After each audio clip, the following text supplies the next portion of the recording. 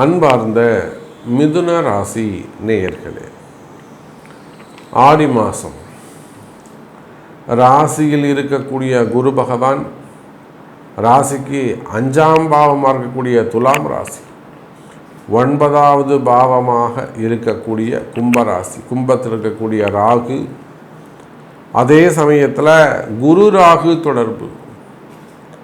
இந்த குரு ராகு தொடர்பு இருக்கே, இது நல்ல யோகமாக ஆக்டிவேட் ஆகக்கூடிய மாதம் அப்படின்னு சொன்னால் அதுதான் இந்த ஆடி மாதம். இந்த குரு ராகு என்பது ஒரு மிகப்பெரிய ஒரு அதிர்ஷ்டம், அது ஒரு கோடீஸ்வர யோகம், பல கோடிகளை கையாளுகின்ற ஒரு திறமை, அந்த மாதிரியான ஒரு கிரக அமைப்பு.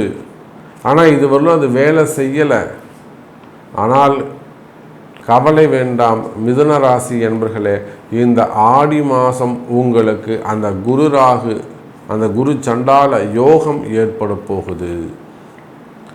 காரணம் என்னென்னா, 2-12 இருந்த சனி பகவான் அது ஒரு காரிய தடையாக இருந்தார். அந்த சனி பகவான் இப்போ வக்ரம் பெற்று விட்டார்.